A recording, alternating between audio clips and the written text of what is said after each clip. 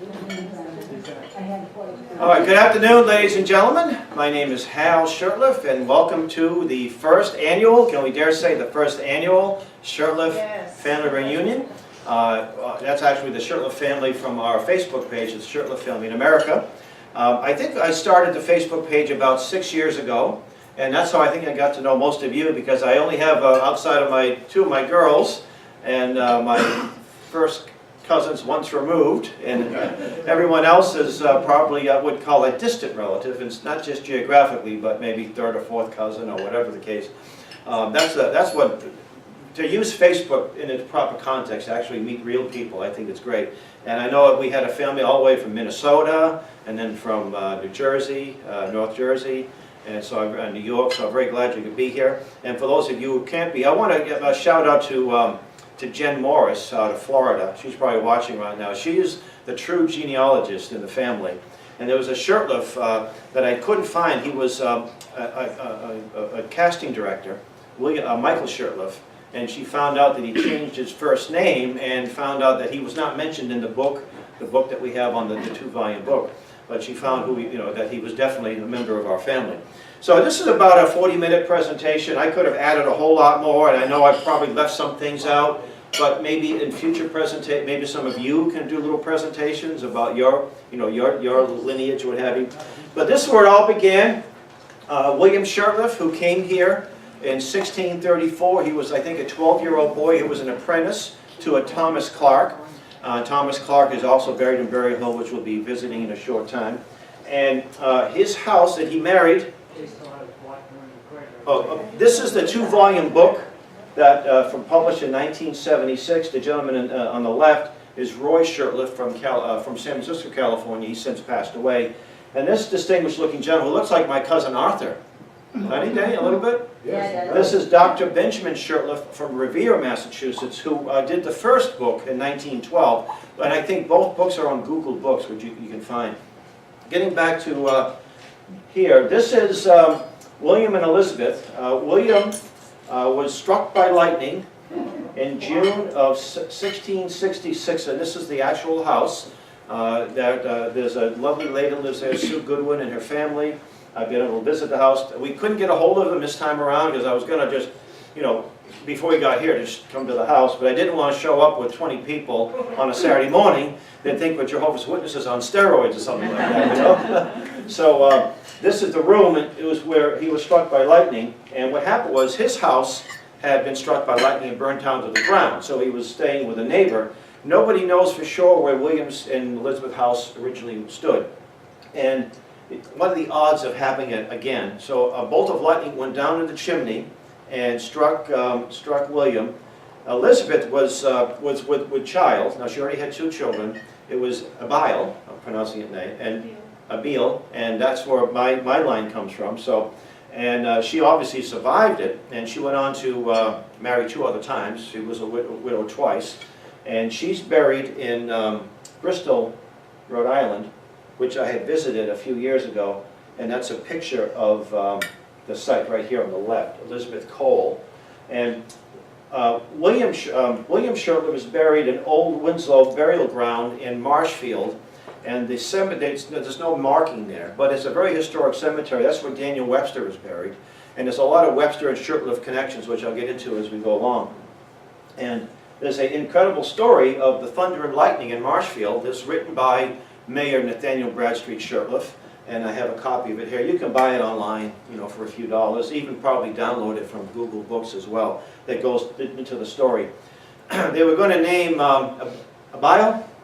Abiel. You say Abiel, I'll say Abiel. You say tomato, I'll say tomato, right? Sons of Thunder, and the New Testament refers to the term sons, Bonagerus, but they thought that's plural and that's kind of hokey, so we'll name them Abiel instead. They had 3 sons, William, Thomas, and Abiel. William was the firstborn in what became the United States, and he's buried right up the street here on top of Burial Hill. He was a captain of the militia. He was known as William the Surveyor. And then there was Thomas and Abiel, both are buried in Carver. I have not found Thomas's grave, but I think it's in Carver, and I have found Beals, and this is William Shurtleff's gravesite and his wife. And you can barely, well, one of our family members 100 years ago did some preservations. That's why we can still read. And it's interesting that he knew Governor Bradford because he's buried just a short distance from Governor Bradford. So I thought it's quite fascinating. Now this was Reverend William Shurtleff and his wife Mary. Mary was one tough lady, as we read about in the book. She kind of ran the household, but William was part of the First Great Awakening. He was known by the Wesleys, who came in from England, and many historians say if it wasn't for the First Great Awakening, there'd been no War for Independence. He was the chaplain at William and the Fort, which is now called Castle Island, Fort William, Fort Independence now. And then he ended up being the pastor of the church in Portsmouth, New Hampshire. And this portrait is actually in the church, in their property. And I visited their grave. I found his gravesite and his wife's gravesite. He died, I think, about 1740s. So he's the second generation. And we're very proud to say that there was at least 35 Shurtleffs that fought in the Revolutionary War. And we'll see this in Carver. You'll see practically everybody who had a last name of Shurtleff lived in Carver, served in some capacity. There's a book called Massachusetts Soldiers and Sailors in the Revolutionary War. I have some pages of it here. It lists all of them. It also has a Robert Shurtleff. Oh, this is my direct ancestor, Gideon Shurtleff, and we'll visit his gravesite. Gideon was known as the Paul Revere of Wareham, Massachusetts, because during the War of 1812, the militia in Wareham had not been kept up to date. And the British, the War of 1812, the British were harassing, going in, and he was able to get on his horse and warn some of the people there in town. He actually served, as you see on his record, he served 6 months, and then he was discharged, probably went home to plant the crop, and went back. So it was like 4 or 5 enlistments, and they would preserve this very well. So if most of us, I think everybody in this room qualifies to be a member of the Sons of the American Revolution or the Daughters of the American Revolution. I joined in 2016, and it was so easy because we have the book. It's been digitized, and you just say, this is me, this is my birth certificate, and this is Gideon. You go down 8 generations, and it's pretty simple. My oldest daughter is in the process of joining the DAR too, so I think they're good organizations. They're worth their support. Yeah. You can also join the American group of American colonists. There's the colonial dames. There's a lot of different ones too. Yes, you're right. Yeah, there's a lot of different. Yeah, there's a lot of different. Since we were here, which would predate the Sons of the Revolution. That's right. And I also have a question. There was a woman who dressed as a man. I'm going to cover that. Oh, okay. You know what? We'll hold the questions to the end. That way, because I might answer the questions as we go. Well, this was another war. He was in the War for Independence. He was Dr. Benjamin. There's a lot of Dr. Benjamin Shurtleffs. It's a very popular. And that's his lovely wife, Sally. There's a picture of it in the book.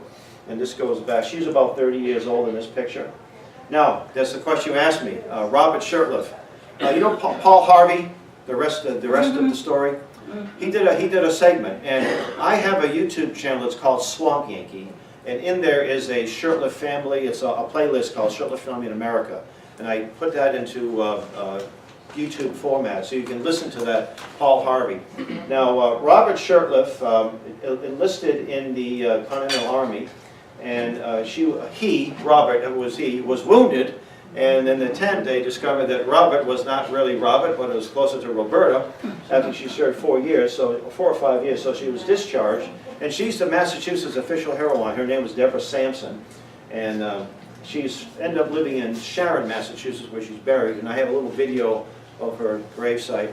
And her neighbor was Robert, and that's how she took the name. And she ended up she has family members. Now, Captain Daniel Tyler was the son-in-law of General Israel Putnam, known as Old Put from Connecticut. He was one of the men that was responsible, the Battle of Bunker Hill. It was a delaying action. He was able to keep the British off so Americans could retreat. It was a moral victory for us. Even though we lost the battle, the British suffered heavy casualties. So both he and Daniel were at that battle. and you could visit, there's in Brooklyn, Connecticut is where he's from, there's a museum there. And I just learned that after I visited the museum and did further research, and I said, oh, his mother was a Shurtleff, so that's some proud lineage there. And again, he's known as, his father-in-law was known as Old Put, Putnam. This was this is a Shurtleff we found in Carver, another Shurtleff gravesite. Now, this is Mayor Nathaniel Bradstreet Shurtleff. I named my son after him and his son. He was quite the historian. He's the one that gave us the topographical history of Boston. He did a lot of work, probably more so than any other Shurtleff. He was mayor of Boston right after the Civil War. He was an alderman of the city. He was a graduate of Harvard Medical School and a distinguished doctor at that. This is the picture of the old City Hall in Boston on School Street. And if you go inside, you will see the list of Boston's mayors. We visited there yesterday. And you'll see N.B. Shurtleff, Nathaniel Bradstreet Shurtleff.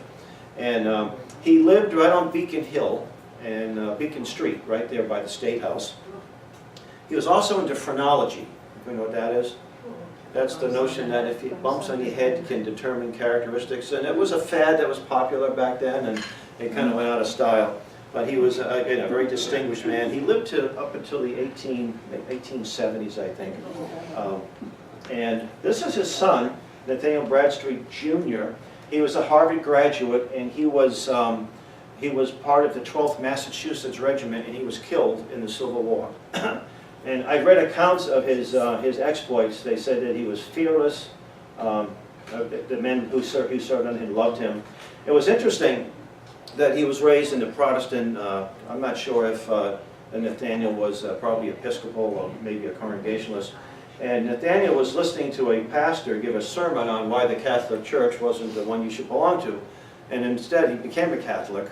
And even though Nathaniel, the dad, was a member of the Know Nothing Party in the 1850s, he no doubt loved his son, and they brought his body back to at Mount Vernon Cemetery in Cambridge, Mount Auburn Cemetery, and there's a crucifix there next to his parents' gravesite. Now, some of you might be familiar with the first time ether was publicly used. Now, someone said, "What's ether?" It was a painkiller back in the day. My dad's drugstore used to sell it. It was you sniff it and it put you out.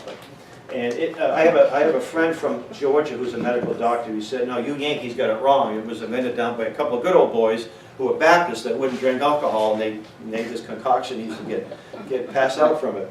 So I'm not getting into that controversy, but the first time it was used in Boston was in October 16th, 1846. And Dr. John Warren actually performed the procedure. He was the nephew of the Dr. Warren who was killed at Bunker Hill, or grandnephew, I think. And there was a Dr. Benjamin Shurtleff in observance. And there's this famous painting, which is hanging at the Harvard Medical School Library. And I'm not sure where he is, but he's one of these in the back here. I think there is a printout where it shows you who was who. If you go to the Mass General Hospital's museum, they'll say that the artist put people in that weren't in there, so they don't look at that. But Benjamin was definitely there. He made his record of that. And he also studied under Dr. Holmes of Harvard University. So, and of course, if you're a prominent doctor, everybody in town, knew you, because Boston was not a big city in those days. It was a city, but not as a big city. And this is the portrait. This is the portrait that's the new one that's hanging in the museum at the Massachusetts General Hospital. I have a friend of mine who is a fellow at the library, Dr. Kishore, and I told him about it, and he didn't believe me. And then he saw the painting, and he called me all excited. "Hey, your ancestor did." I said, "I told you." And actually, I got a copy of the book at the library on the subject. I'm a sucker for books, even when they're a little more than I can afford. And you find out they're on Amazon for $1, right? So, now this is a little bit about Dr. Benjamin Shurtleff, pioneer physician, Carver, Massachusetts. He and his brother were the ones that donated the land that became Shurtleff Park. And they went to California. Yeah, he studied under Dr. Alfred Wendell Holmes, Sr., the poet, Midnight Rider, Paul Revere. Yeah, so it was incredible, which is full of historical inaccuracies, but it's a great little poem, though, right? And they were considered California pioneers. And had a friend in Napa. He showed me there's a Shurtleff Street and there's a Shurtleff Park in Napa, California. And I didn't put those pictures in here. And in those days, when you went to California, you didn't just hop on a train. You had to take a boat all the way down the end of, there was no canal in those days, so it was a long journey. And again, prominent, and there's a lot of Shurtleffs in California that were prominent physicians, elected officials, judges, and so forth. And now this is the Ether Monument that's in Boston Public Garden, and it just so happens that Mayor Shurtleff dedicated it, and you can find the speech. You know, say a monument to a drug, right? I think it might be the only monument to a drug, but it was a pretty good drug. If you had surgery and you wanted to be knocked, you didn't want to have to scream and yell. So during the Civil War, they didn't. Ether wasn't used very widely, up years later.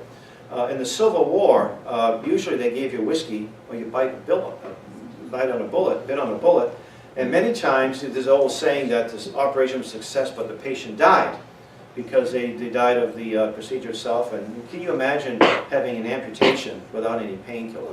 You had 4 or 5 guys hold you down, and then they would sear it. I mean, so I think a monument's a good thing. And so Dr. Shurtleff, Dr. Nathaniel Shurtleff gave the dedication, and it's right on the. It's very close to Beacon Street. So if you ever want to visit it, it's quite a thing. Now Benjamin endowed this college, which is in Illinois, the Shurtleff College. He never attended it, but he gave a large chunk of money, something like $10,000 back then was just a whole lot of money. And that college operated from the 1850s up until the 1950s. It was a Baptist college, and it had everybody familiar with the Wadlow Giant, the tallest man that ever lived? He was a graduate student of that. Yeah, of course, my family, my girls would know, right? So there's a lot, if you go on eBay, you'll find a lot of souvenirs from it. This is a postcard, and that's a drawing of, it's in Upper Alton. I think it was absorbed by a state college, so the buildings are still there, and I've never been on the grounds, but maybe one of these days I will and see some Shurtleff history. Now, we have some talent in the family, believe it or not. I don't have a whole lot of talent, but we have a lot of artistic talent, athletic talent. One of them was the painter Roswell Moore Shurtleff. How many of you knew about old Roswell Moore Shurtleff? He was born in Ringe, New Hampshire, and he was a Civil War veteran. In fact, he was wounded in the Civil War, and he was captured. The Confederate soldier dressed the wound with the flag he was carrying. And he's believed to be the very first Union officer to be ever captured during the Civil War. And prior to 1864, they used to have prisoner exchanges. And so he got out. And this is a painting of him. Winslow Homer, who's a much more famous painter, they became good friends. He taught Winslow how to fly fish. And Winslow did a lot of illustrations for some of the early sporting magazines. And that's a painting he did of Roswell. Some of Roswell's paintings, the Museum of Fine Arts in Boston, the Worcester Museum, not too far from where you are, Worcester Museum of Fine Arts. In the town of Ringe, where he was from, there's a library there, and one of his paintings is there. This one is in New York City. It was a family that commissioned this painting. And he did a lot. He was a very prolific painter. And this is a house in Ringe, New Hampshire, which I believe he was right across the street from the library, which I believe is the house he was born in. Ringe is a little town. It's about 20 miles south and east of Keene on the Massachusetts border. And I went into the Historical Society. I mentioned my name. They had a big old smile. They said one of the Shurtleff woman, Sophia, married Ingalls, no relation to Laura Ingalls, I don't think, of Little House on the Prairie. And her son was a major in the Civil War, and they named the library after him. And Sophia Shurtleff is prominent in there. She's buried next to the church near the library. And when I visited this area, my dad was born in Peterborough, New Hampshire, 2 towns away. I seen a certain affinity for that area, you know. And although there are no Shurtleffs living there until we moved there, and maybe 10 years from now, my daughter frowned. Said, I don't want to move there. Now, this is one of the men I'm really proud of, General Giles Shurtleff. My cousin from Florida told me about him.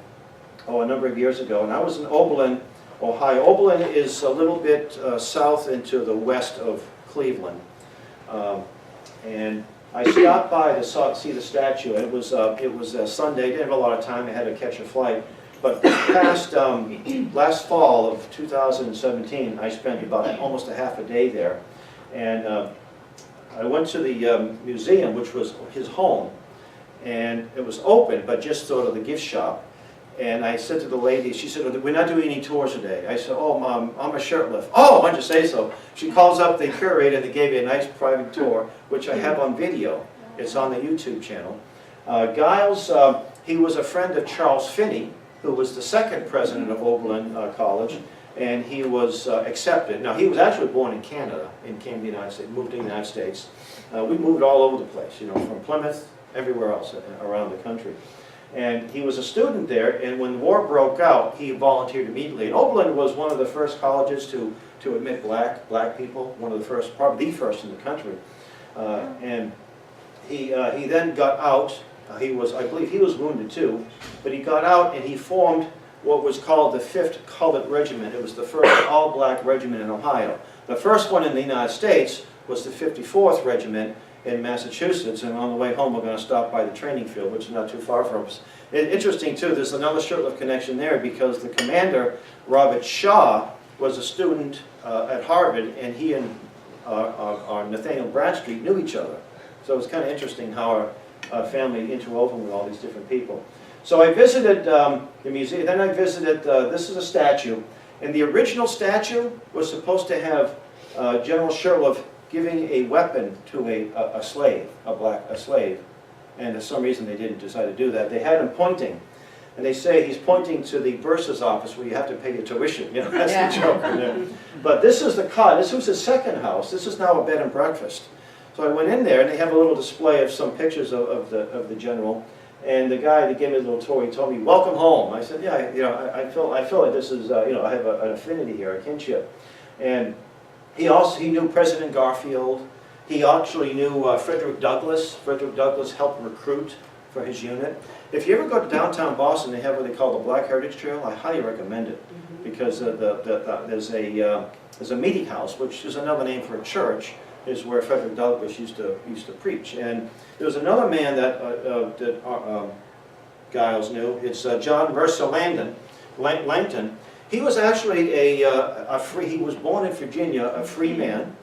He was a man of color. He had, his dad was white, and his mom was white and black. And he was an incredible man. He was the first president of Howard University, and he was also a friend of Giles Shurtleff, and I bought his biography, and I recommend it. So, let's see. Now now we're up to the Civil War. We had a lot of Shurtleffs that fought in the Civil War. The gentleman on the left is Uncle Albert. He was from Carver. He was the very first resident of Carver to join. In fact, he had to join a Rhode Island regiment because there wasn't any regiments organized at this point. And he lost his arm at the first Battle of Bull Run. And his name is on that monument there in Carver. And this is Carlton Shurtleff, who was starting to be a doctor. He was in the Civil War down in Louisiana, and he died from his injuries. He was from Brookline, Massachusetts, which is right next to Boston. Now, we did have a few Confederates. We weren't all Union guys, but this is Samuel White Shurtleff. He was from the Confederate Cavalry in Louisiana, and I wanted to mention that too. Now, one of our prominent Shurtleffs was a landscape architect, Arthur Shurtleff. He changed his name to Shurtleff, which was the original spelling of the name. And now I grew up in a section of Boston called Hyde Park, and there was a bridge we call Paul's Bridge. And I go over it, I don't know how many times. Where's Diane? How many times we went over that bridge, you know? And they used to hang out in the Neponset River. And I just found out about 4 months ago that Arthur Shurtleff designed that bridge. You know?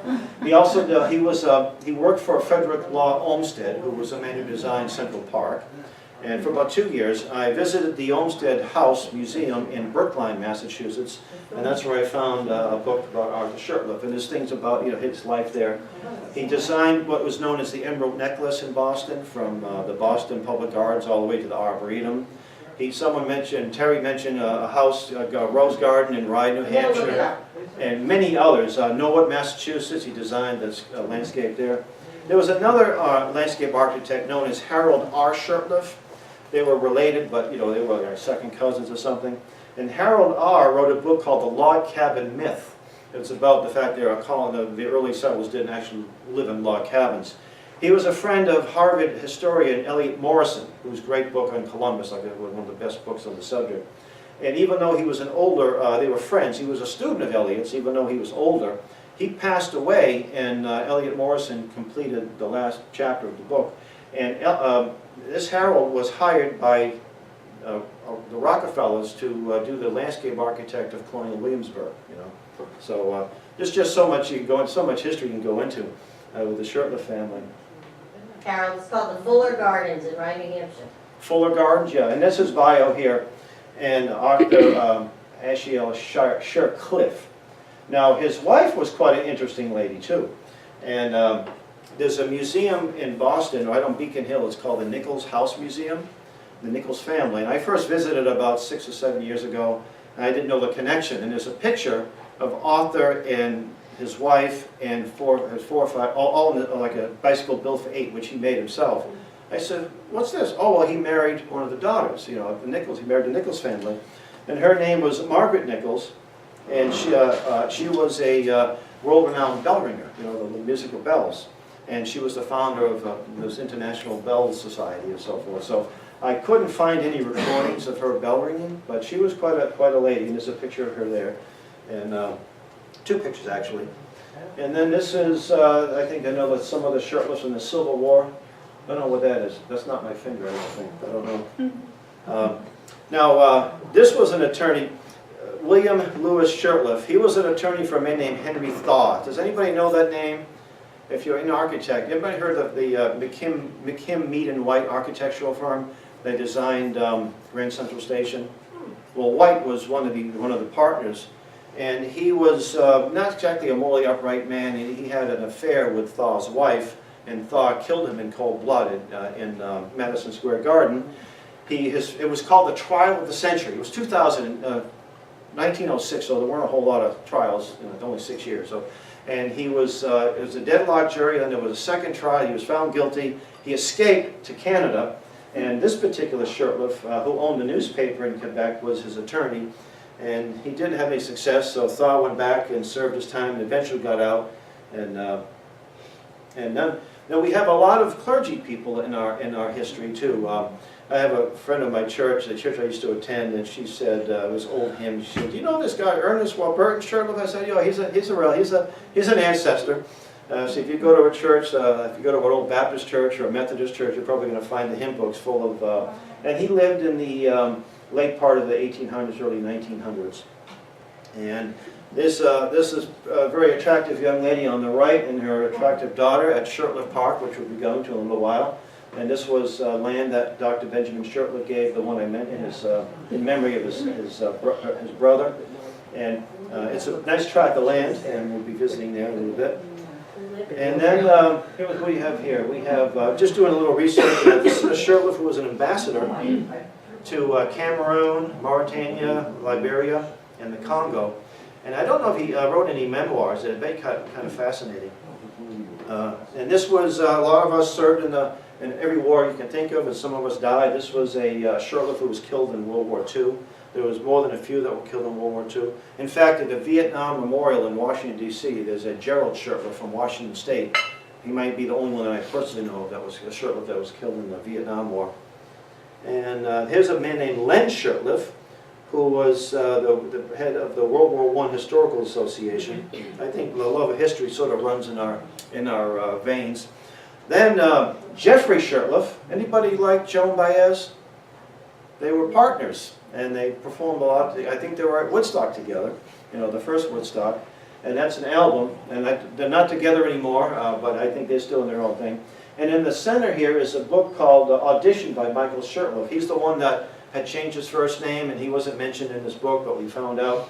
He was a casting director, and I have some actor friends. In fact, we were supposed to have Sam Shurtleff here, so I want to shout out to Sam. He couldn't make it. He's a Broadway actor. He's been in some movies. And if you're going to be an actor, you're going to read that book, because it tells you how to get the part.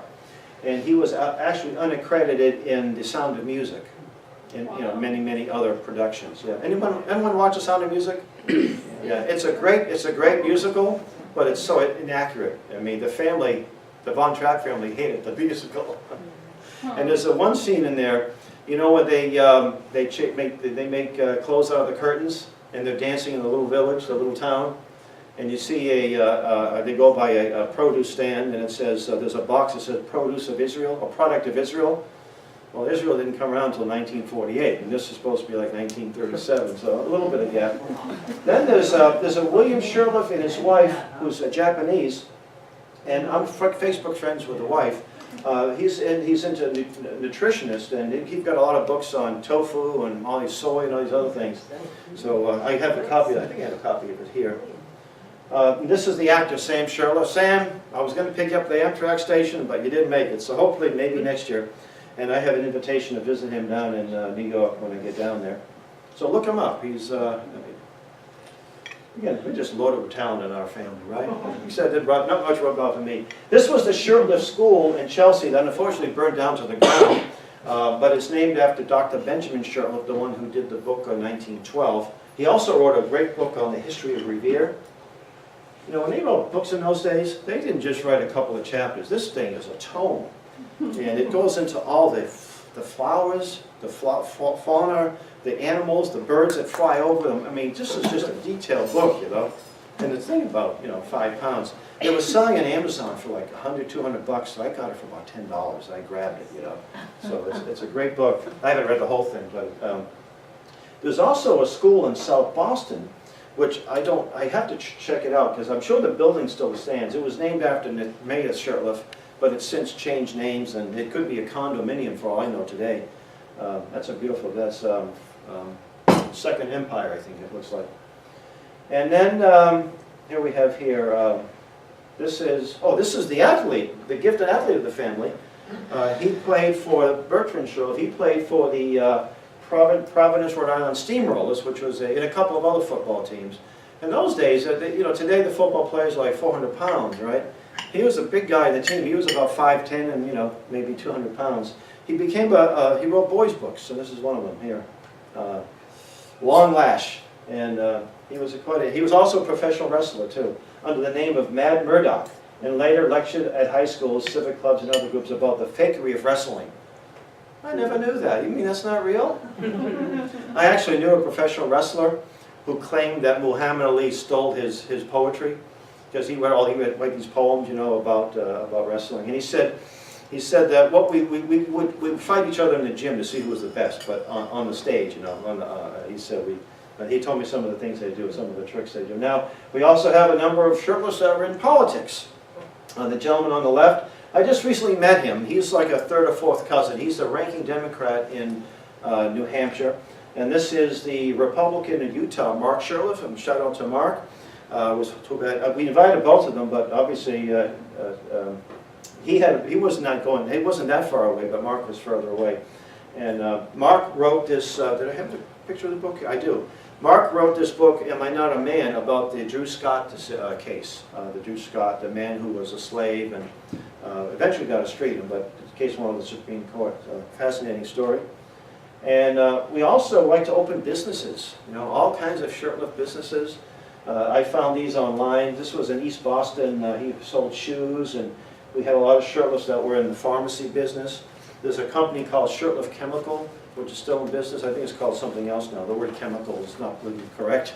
And I found this little railroad car, you know, with the Shurtleff Chemical. Actually, it was started about, I think, 3 generations ago, and the son-in-law took it over. So the man I met, that's now the president, I think is somehow a distant relative. I'm not quite sure how he fits in the lineage here.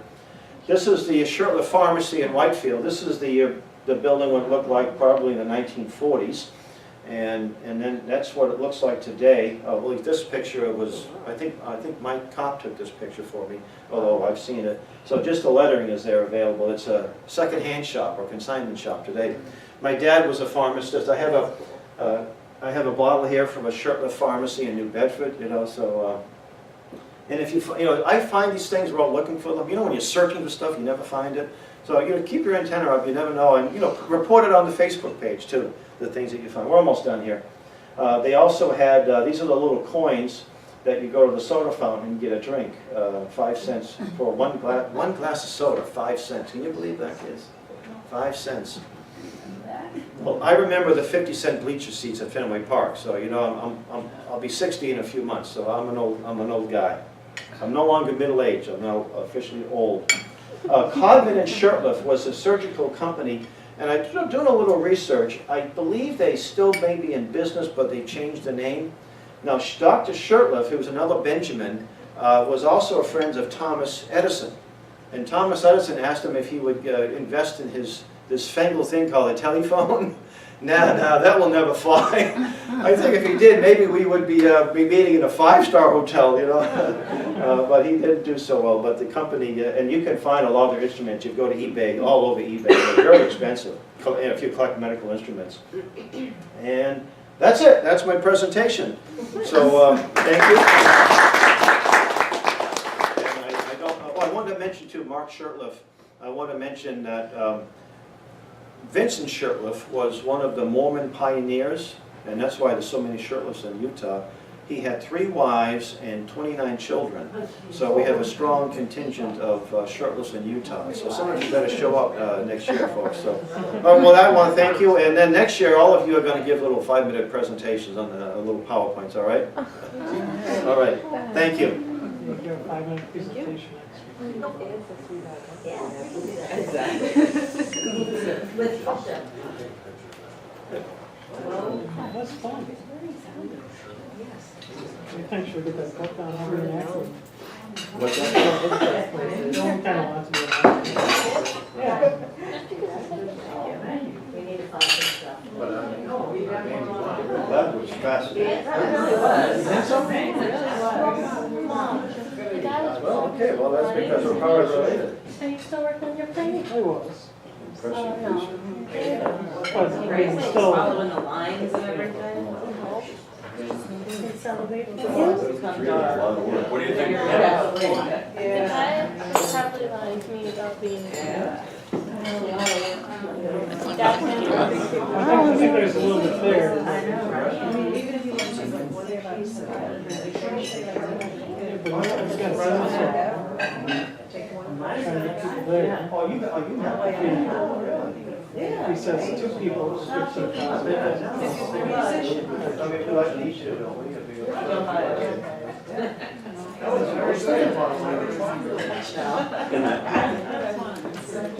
Oh, yeah.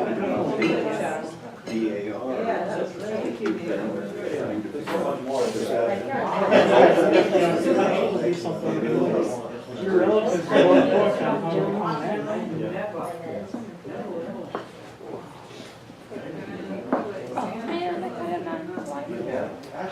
like, so, you know. We're still working on these plates every year, you know. Ready, done? Yeah, we're done. My grandfather was run over by a train. He was a conductor. Thanks for working on your plate.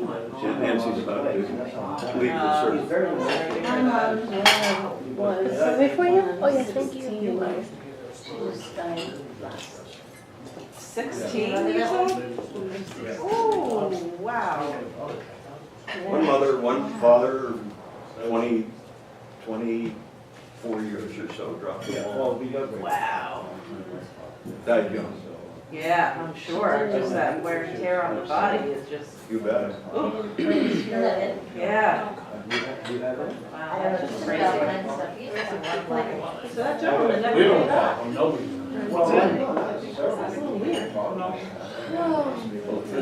little weird. She could. I mean, there was a bunch Is of he them. from here, do you know? Yes, just up the coast. I have. Oh, okay. Do you Yes, remember Dave? He's okay. Dave Shurtleff. Yeah, we were chatting with him last time, so he was first I'm here. gonna eat this ham. Instagram? Interesting. Oh. Maybe he felt a little awkward being on. Do you want to try to use the boomer or anything? Yeah. And their last name was Wood, so it's a very That's extremely distinguished. Anyone else have anything, somebody share something? You're welcome to.